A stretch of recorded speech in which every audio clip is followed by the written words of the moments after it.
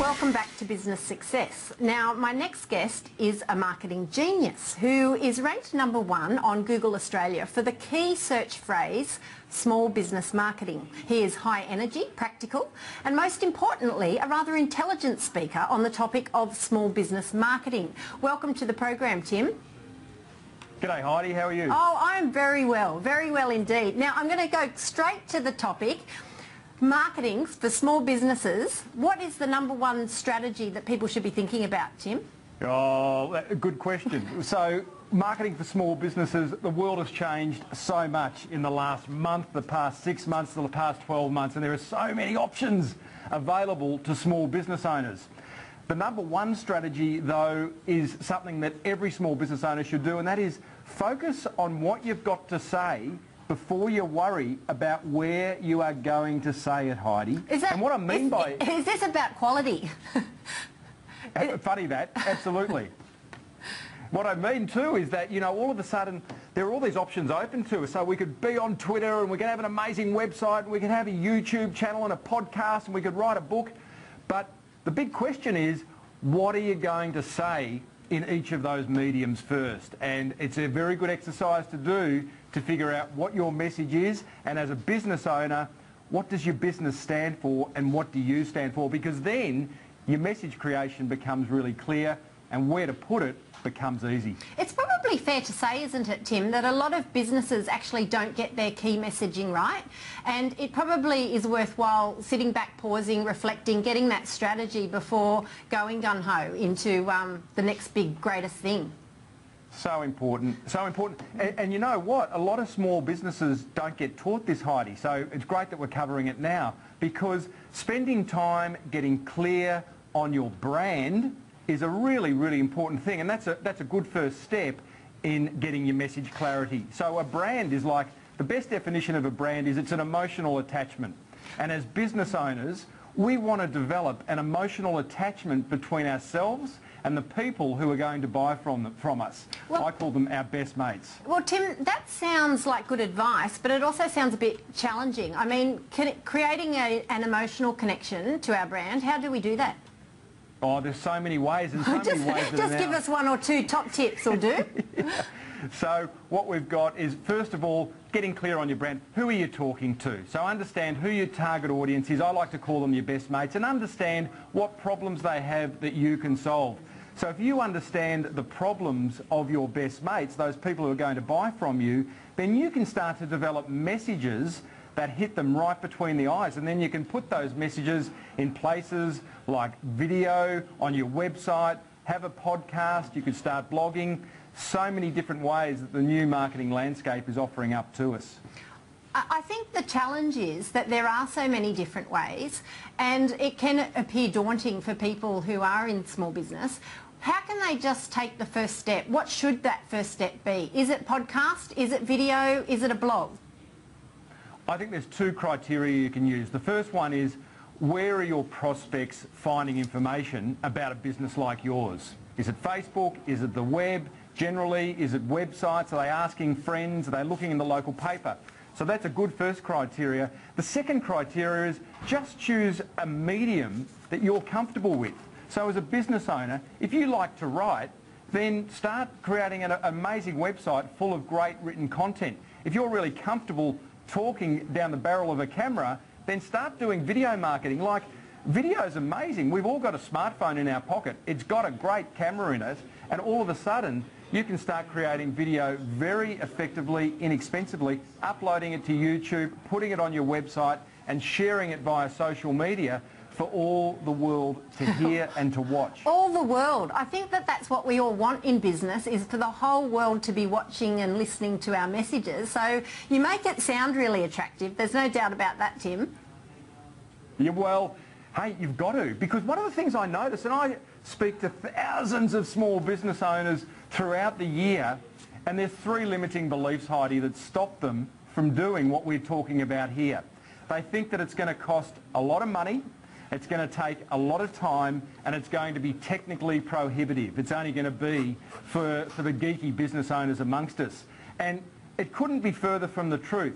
What I ask business owners who are listening, who get excited by the kind of marketing we're talking about, is to focus on creating content. Here's a two-step process. Step one, identify all the questions that you've been asked by prospects throughout the week, throughout the month, throughout the year. Ask your staff what questions they're getting asked, and when you run out of questions from them, go onto Google and start typing in questions and seeing what the predictive box on Google starts to drop down and suggest are questions that people are asking in regards to your industry. Once you've got that list of questions, go and start answering them on video, in the written word, any way you want in order to share. I call this helpful marketing, Heidi.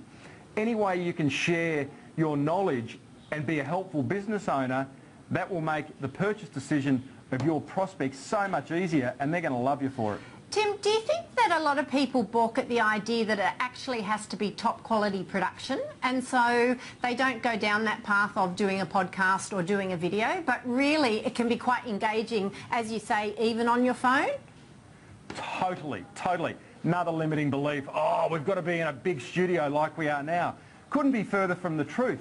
Focus on creating great content, and you know, you're going to look back at your first video or your first podcast or whatever it is you're going to create, and you're going to cringe a little, right? But that's cool, because you are going to get better bit by bit by bit.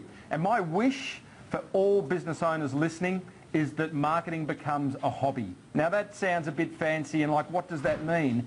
But when something's a hobby, all of a sudden time becomes irrelevant, and you really enjoy it, and you can't wait to do the next part of that hobby. So, yeah, look, quality is important, Heidi, but getting started and overcoming those fears is so much more important. I'm into production, not perfection. So basically then, if you're not loving what you're doing for a living, that's going to present a bit of a challenge. It is. Well, that's a whole nother conversation because, you know, I recorded an episode of the Small Business Big Marketing Show today, and I just couldn't wait to hit the record button on my microphone. And I think that's got to be a criteria. I mean, if you're not doing something you love in your business, then, you know, it does raise the question, should you be doing it? And what does light your fire? You know, that's what does light your fire in terms of business, and what lights your fire in terms of marketing? Because I know marketing is a dark art to a lot of small business owners. They go, oh wow, it's scary, I don't know what works, I don't know where to start. But choose something you think, oh, that sounds like a bit of fun. I wouldn't mind doing a little store tour of my shop with my iPhone, or I wouldn't mind writing a blog post answering a question that I get asked all the time. And just do something.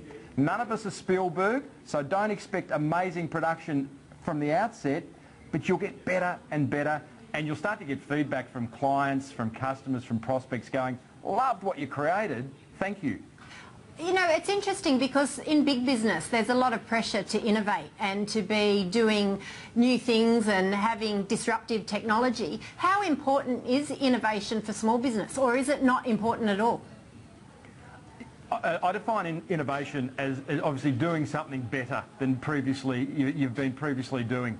I think it puts a lot of pressure on small business. So I'm one to say, look, innovation's important, continue to be innovative, to continue to look for new ideas, to test new things in your business, but not at the expense of if it makes you miserable and it's like, oh wow, that just sounds way too hard. But as I said at the start, the marketing landscape has changed so much.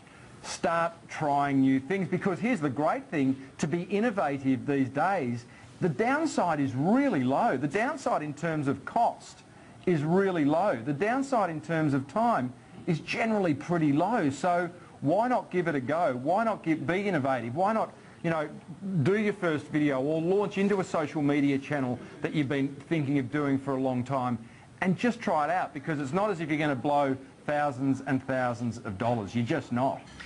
And look, just finally, you've obviously mastered the art of doing the speaker circuit, and I guess that's almost like the ultimate goal if you're going to be a thought leader. How readily is that as an option for small business people? Should they be thinking about doing that, or is that just too far advanced for most business owners? Look, speaking, it was an outcome of me creating a weekly podcast for the last 6 years. I didn't know it was going to happen. It happened, and it's been amazing. Speaking from stage is a wonderful mode. We've spoken a lot about sort of online marketing methods, but speaking from stage in front of a room of people is a really effective way in itself to market your business. I mean, for me, it's been amazing. It's been an absolute game changer, and speaking at conferences all around the world to small business owner has been the most enjoyable thing I've done in my business. But it's not for everyone. But I tell you what, there's a lot of people who absolutely have a fear. They'd rather die than speak from stage, which is kind of weird. But, you know, the fact is, speaking from stage forces you to get your message right.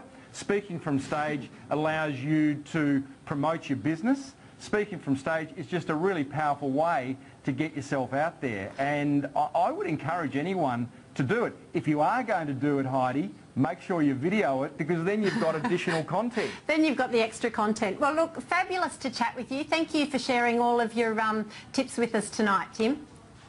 Thanks for having me, Heidi.